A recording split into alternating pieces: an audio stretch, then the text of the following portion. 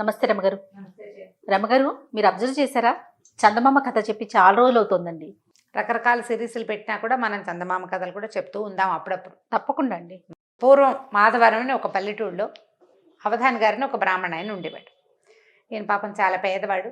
ఏదో యాయవారం చేసుకున్నాడు అంటే అందరి ఇళ్ళకి పొద్దుటిపూట వెళ్ళి అమ్మ ఈరోజు ముహూర్తం ఇది ఇది అని చెప్పేవాడు. చెప్తే వాళ్ళు ఏదో ఇస్తే కూరో కరివేపాకో బియ్యమో వడ్లో పప్పో బియ్యమో తెచ్చుకుని పోషించుకునేవాళ్ళు. ఈయనకి లోటు లేకుండా 3 మగపిల్లలు 3 ఆడపిల్లలు 6 సంతానం. సంతానానికి లోటు ఉండేది కాదు. పైగా అప్పుడు సంతానాన్ని ఆపే రోజులు కూడా కావు, అవి తెలీదు. సాలొచ్చి మానుకోవాల్సిందే తప్పిస్తే ఇంకా సంతానాన్ని ఆపటం ఇప్పటి రోజులు కావు కదా. ఏదో చిన్న జీవితం ఎలాగోలాగా ఉండేది. అట్లా అట్లా మీ పిల్లలు కొంచెం పెరుగుతున్న సమయంలో ఆయన కళ్ళు పోయినాయి. కంటి చూపుకి ఏదో సమస్య వచ్చింది. ఆయన కళ్ళు కళ్ళు చూపు లేదు. లేకపోయేసరికి ఏం చేస్తారు? ఎట్లా కొట్లా గెంటిచ్చారు. చివరికి ఒక పాత పూరిపాక ఉంటే అది కూడా అమ్ముకోవాల్సి వచ్చింది. తర్వాత ఏం చేశారంటే ఆ ఊళ్ళో ఒక ధనవంతుడు, ఒక ఏమన్నాడు వ్యాపారస్తుడు వాకిట్లో ఒక పెద్ద ఇల్లు, ఓ పక్కన చిన్న పంచలాగా ఉంది. ఆ పంచలో నెలకి 4 రూపాయల వడ్డీ అద్దిచ్చి అక్కడ ఉండేలాగా ఏర్పరచుకున్నారు. ఇల్లు వాకిలి లేవు కదా. అదేలేండి. ఈ 6 పిల్లలు భార్య భర్త అక్కడ ఉండేవాళ్ళు. ఈయన కళ్ళు పోయినాయి. ఆయన ఇళ్ళంబడిపడి తిరగలేడు. ఆ ఊళ్ళో ఒక రామాలయం ఉంటే వీళ్ళు ఏం చేసేవాళ్ళు, రోజు పిల్లలు కానీ తల్లి కానీ ఎవరో ఒకళ్ళు ఆయన తీసుకొచ్చి ఈ రామాలయం దగ్గర కూర్చోబెట్టి ఒక గావంచ ఆయన ముందు పరిచి వెళ్ళిపోయేవాడు.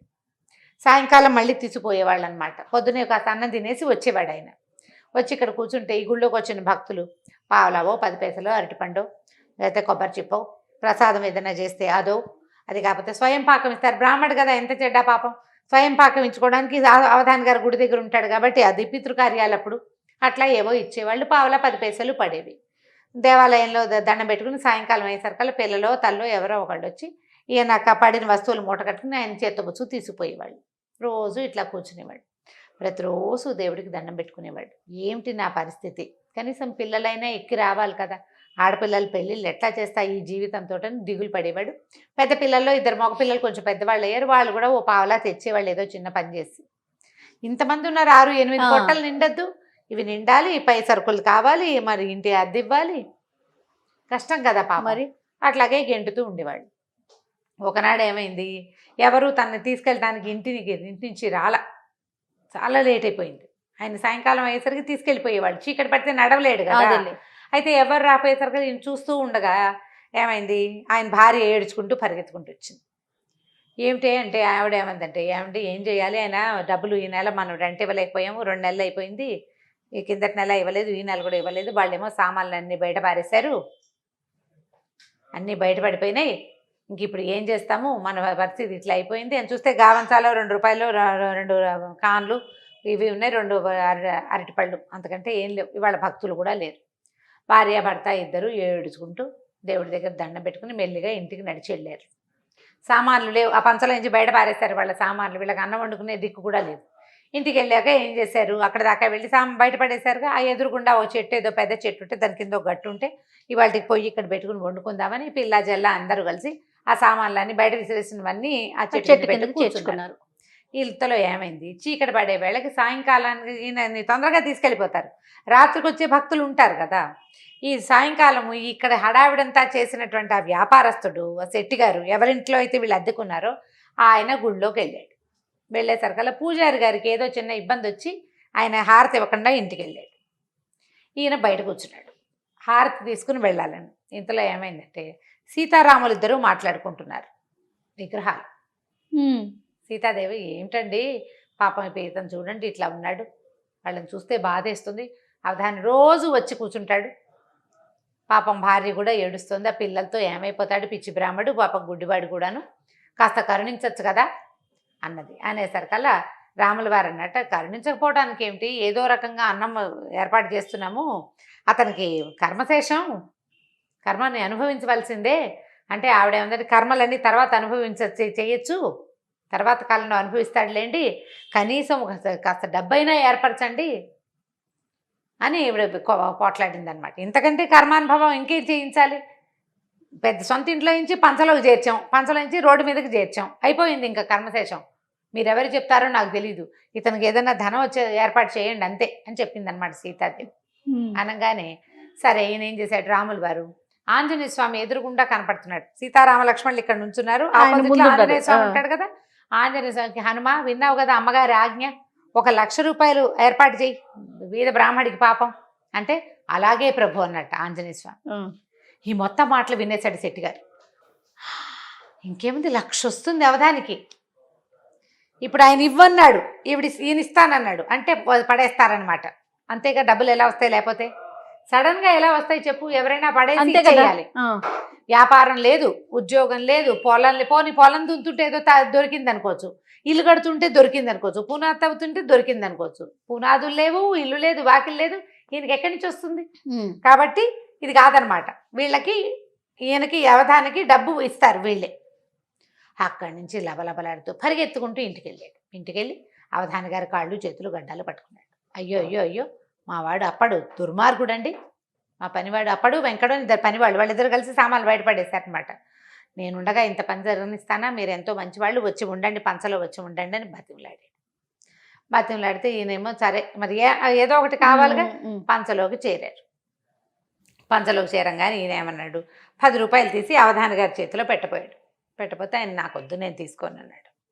కాదు, పోనీ 10 రూపాయలు చిన్నది, ఈ 100 రూపాయలు తీసుకోండి, చేసిన అపరాధానికి నాకు మన్నింపు కావాలి, ఈ 100 తీసుకోండి అంటే, చీచి డబ్బులు తీసుకుని ఆయన, నేను ఎవరి దగ్గర డబ్బులు తీసుకుని ఎరగను, ఈ ఐవారం చేస్తాను అంతే, నేను నీ డబ్బులు నాకెందుకు నాయన, ఏదో ఆసరా చూపించావు, కాస్త రెక్కాడితే రేపొద్దున మీ 2 నెలల అద్దె మేము ఇచ్చేస్తుంటే, అయ్యో అద్దొద్దు ఏమొద్దు, 100 తీసుకోండి అని ఎంతగానో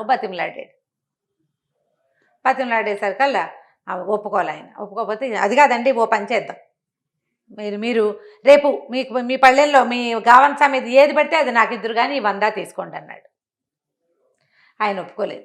నా గావంసాలో పడ్డది నాది, భగవంతుడు నన్ను కరుణించి ఇచ్చింది, రామార్పణం అనుకుంటాను నేను, అది కూడా రామార్పణమే, రాముడే ఇచ్చాడు, అది రామార్పణమే, నీకు ఇవ్వటం ఏమిటి నాయన అన్నాడు. పోనీ 100 కాదు 1000 ఇస్తా, మీకు రేపొద్దున పడేది నాకు ఇవ్వండి అంటాడు. రేపు మీ గావంసాలో ఏది పడితే అది నాదనండి చాలు, మీకు 1000 ఇస్తాన్నాడు. ఆయన ఒప్పుకోలే.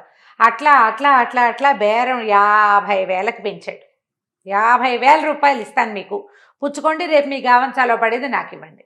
ఆయన ఏమంటాడు, గావంసాలో ఏది పడితే అది భగవంతుడు నన్ను కరుణించి ఇచ్చేది, నీకెందుకు ఇస్తాను, అది రామార్పణమే, నన్ను తినమని ఇచ్చాడు, నీకు ఇవ్వనంటాడు.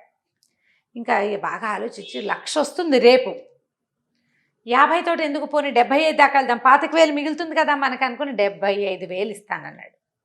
అయినా కూడా ఆ పిచ్చి బ్రాహ్మడు ఒప్పుకోలే, కాదన్నాడు. అట్లా చేయకూడదు, వ్యాపారం ఎట్లా చేస్తాను, నేను బ్రాహ్మణ్ణి, నేను నిర్ధనుణ్ణి, భిక్షం అడుక్కునేవాడిని, నా దగ్గరకు వచ్చింది నేను నీకు అమ్ముకోకూడదు, నేను నీకు ఇచ్చేయమంటే ఇచ్చేస్తా, ఇచ్చేయడానికి భయంగా ఉంది, నీకు ఇచ్చేయమని అనకూడదు కదా, అందుకని ఇది ఇస్తానంటున్నాడు. ఏం చేయాలో తెలియలే. ఈ లోపల సావిత్రమ్మ గారు, ఆయన భార్య ఉంది కదా, ఆవిడంది, మీరు ఊరుకోండి, ఆయన సైగ చేసి బయటికి తీసుకెళ్ళి, ఆయన అలాగే అంటారు, నేను ఇప్పిస్తాలేండి, మీరు డబ్బులు తెచ్చి ఇచ్చేయండి, రేపు గావంసాలా పడిన ప్రతిదీ మీదే, అమ్మ ఒట్టేయండి అన్నాడు. ఒట్టుకేముంది, నా భర్త మీద ఒట్టు, నా పిల్లల మీద ఒట్టు, రాముడి మీద ఒట్టు. శభాష్, ఎంతో బాగుందిగా.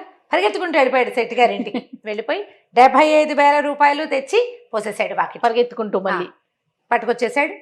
ఆవిడ ఏం చేసింది, వెంటనే డబ్బులు దాచుకొని జాగ్రత్త చేసుకుంది. సరే నాయన మంచిది అన్నది. మర్నాడు పొద్దునే అవధాని గారికి స్నానం చేయించారు, తిన్నామని తీర్చిదిద్దారు, తీసుకుపోయి దేవాలయం దగ్గర కూర్చోబెట్టేసరికల్లా సరే ఆ పూట ఏమైంది, ముందు రోజు ఏకాదశి, ద్వాదశి వాళ్ళే జనం తక్కువ ఉన్నారు, త్రయోదశి ఆ రోజున శివాలయానికి జనాలు ఎక్కువ మంది వెళ్తారు, రామాలయానికి ఎక్కువ మంది రారు.